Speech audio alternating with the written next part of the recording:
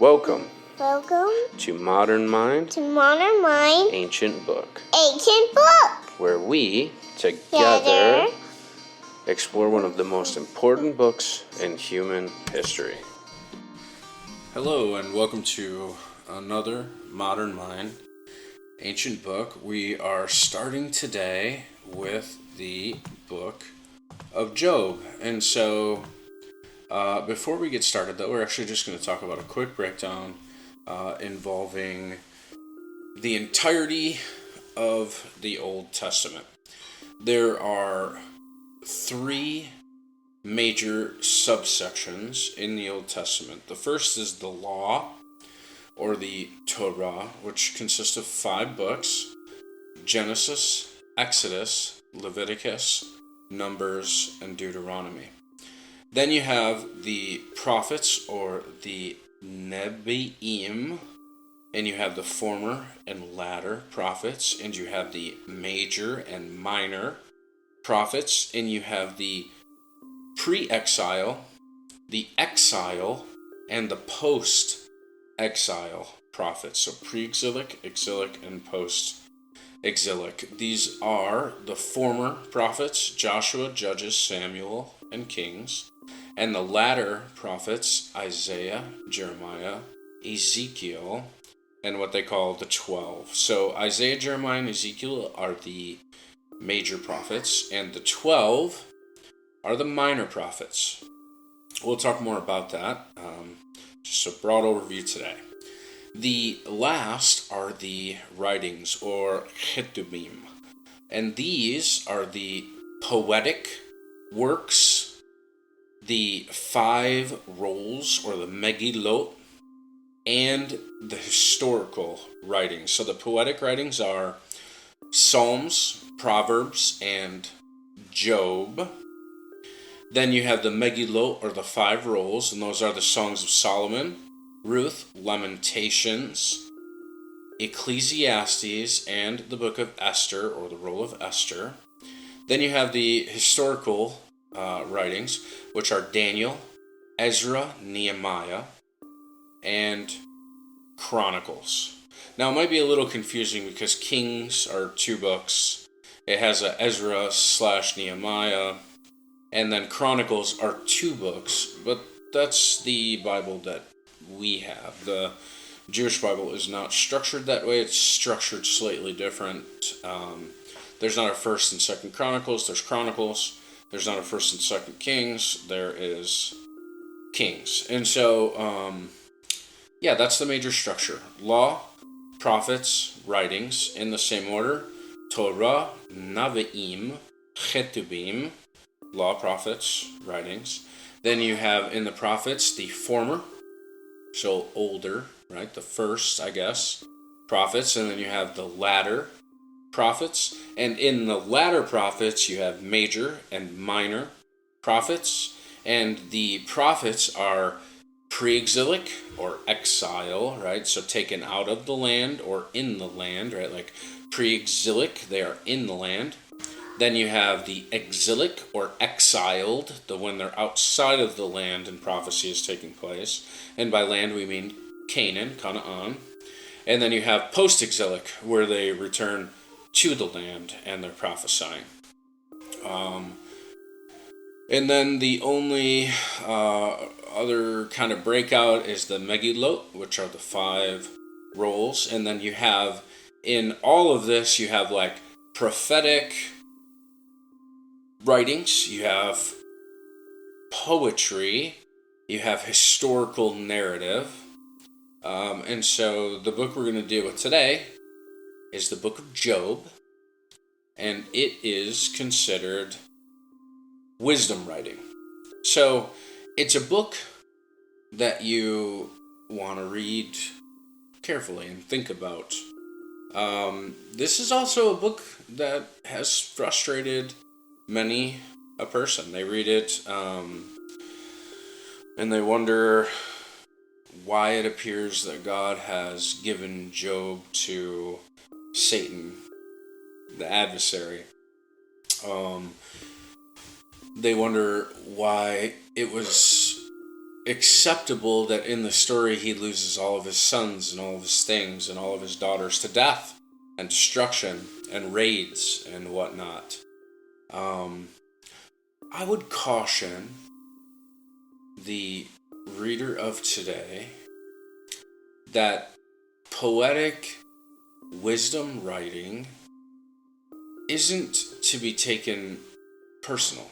First, remember, this is ancient. I mean, this book is patriarchal or pre-patriarchal, meaning 2000 BC plus. So we're talking about 32, 33, 34, 35, 3600 years ago that it was written.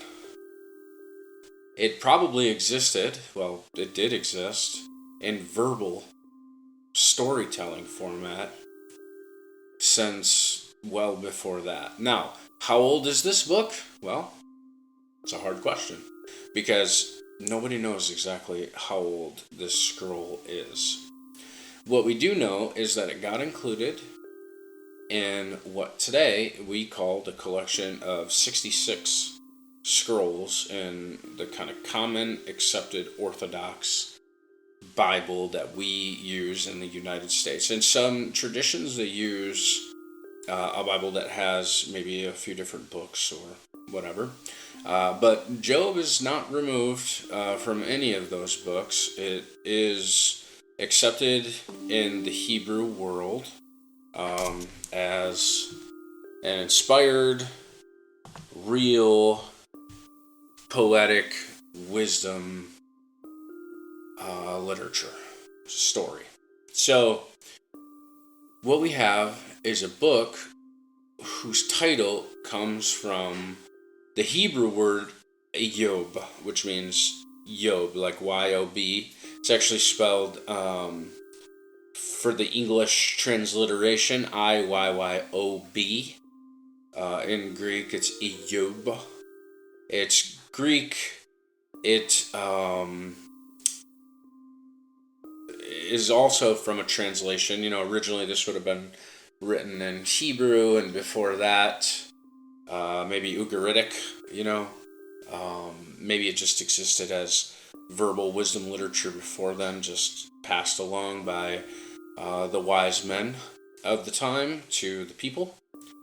Teaching through storytelling is something that has existed for a very, very long time. And that's what the book of Job is. It's teaching through storytelling. This is meant to be read or learned and thought about carefully.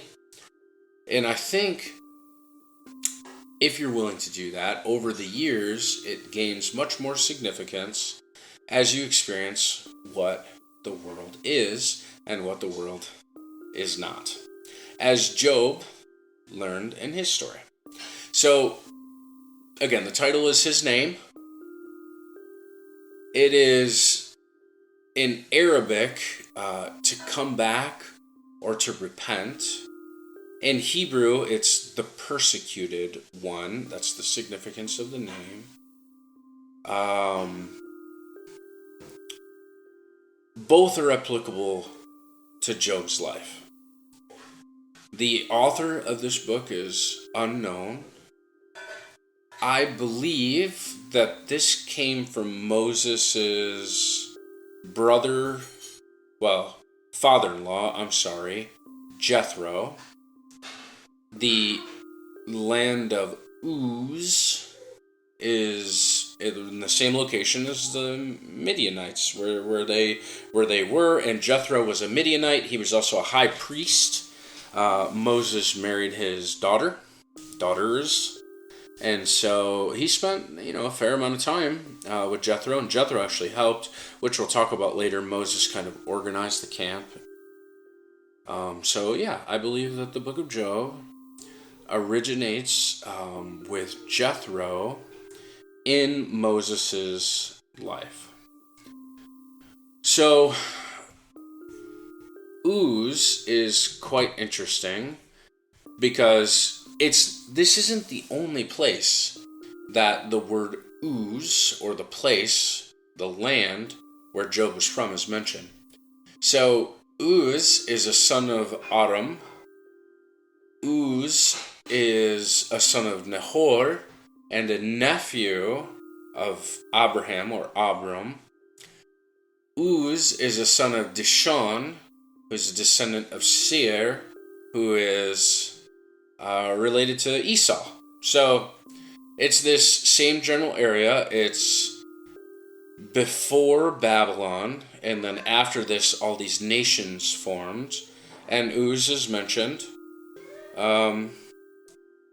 as a land, a place, settled by one of these people who were named Uz. So it's the land of Uz. Now, it could be, and most likely is, south of modern-day Israel. There's also some reason to believe that it might be a little bit north in the area of modern-day Syria. However, it looks like Moses encountered Jethro south of modern-day Israel, and that's where he spent his time, in the land of the Midianites. And so it appears that that's probably the best location, because it seems like this story was passed to Moses from Jethro. And so, let's say south of modern-day Israel is the location. Now, the book of Job is quite interesting because it's really old. It's pre-Moses by at least a minimum of 600 years. However, it's probably much older than that even. So, this was given to the first people to experience this story were probably somewhere around 2000 BC, and they were being taught a thing about Job. Job was a great man. He was a big man, a Lugal in Sumerian culture, something like that. And in his greatness, he also was a pietous man, a righteous man. And he wrestles with the question of how God relates with man and how suffering is a part of man's experience. There is a lengthy debate in this where Job is speaking with his friends, and his friends are speaking with Job, and then eventually his friends are speaking at Job, and Job is speaking at them. It becomes very adversarial, where his friends came to comfort him. Eventually they came to accuse him, and Job does not fail to respond that they really have no recourse to accuse him because he is innocent. And so there are 3 known written works that address this issue. There's an ancient Sumerian work entitled Man and His God, and it's about a person struggling to understand the right reason why he is suffering. He complains to God that he does not deserve his problems. He feels neglected and forsaken, and he demands an answer. He's confronted by trespass and concludes that his suffering is because of his sin. There's an Akkadian work, I Will Praise the Lord of Wisdom. It's a little bit later work. It's probably around 1440 or 1200 BC. And it's called the Babylonian Job, essentially. It's a similar thing, but in this one it's polytheistic. So he's been forsaken by the gods. He's also forsaken by his friends and his acquaintances. They accuse him of blasphemy and warn him of destructive judgment. He believes that Marduk can deliver him, so he tries to appease the gods. He complains that the gods are unpredictable. His suffering continues to increase with no hope of deliverance, but he has a series of dreams that suggest he will receive deliverance. He prays for gods to intercede. He acknowledges his sin, which then results in his restoration. And there's a third work called the Babylonian Theodicy. Again, this one's later. This is probably about 1000 BC. And it's dialogue between a sufferer and his friends. The sufferer complains to his friends. The friends seek to console him and explains that he set his mind on evil. It's super similar. But his friends attack him and accuse him of blasphemy. And then he hardens his heart. So, these are pretty similar works. This isn't a new idea from the ancient world. And like most stories that are uniquely human or that have a place in humanity, you're going to find similarities. And so the book of Job is just that. What you get here is the opportunity to realize that God allows the righteous to suffer. This causes purification. It leads them to trust in God's righteous judgment. The book is to encourage the righteous people who are suffering to remain faithful, because their sovereign God will establish righteousness on the earth. There's a key verse here, and it's Job chapter 2 and verse 10. It says, "Shall we indeed accept good from God and not accept adversity?" And also Job 19 verses 25 through 26. "But as for me, I know that my Redeemer lives, and at the last he will take his stand on the earth. Even after my skin is destroyed, yet from my flesh I shall see God." So you can see there is suffering and difficulty, but in the end, God's purpose will stand, and those who trust in him shall also stand, not on their own, but before the God who gives them victory. It's kind of the main theme. It's definitely worth a read. It's sort of a long read. You will find themes of suffering, sin, comfort, God's righteousness, self-righteousness. In the Bible, this is the first mention of the adversary or Satan. You'll find blame and the blame game. You'll find unfair chastisement, wisdom, trust in God, and the greatness of God. It is painful affliction that brings spiritual purification. The righteous will reject the wicked. The question of suffering in regards to the innocent is never answered. However, when the righteous suffer, Satan is rebuked. Because it's not a matter of comfort that makes a man worship or love God. It's a matter of his spirit calling out to the spirit that made him. It's a matter of man reaching out to the one who created him because he loves him, not because he has things. There is an understanding of human wickedness.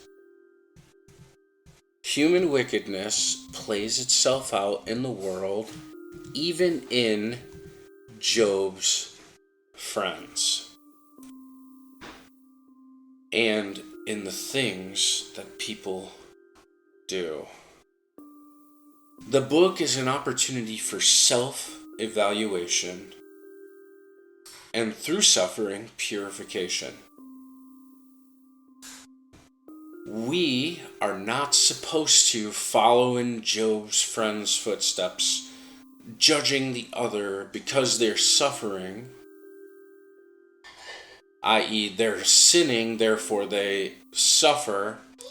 But instead, we're supposed to understand that even sometimes the righteous suffer to accomplish God's purpose of purification or changing that person, to seek him further, and also to put the adversary in his place, right? So in this particular book, the adversary comes before God and says, well, no, it's you that protects Job, therefore he loves you. And God instead challenges him and says, well, have you considered Job then? He says, well, yes. And in the end, for all his consideration and suffering, Job refuses to blaspheme God.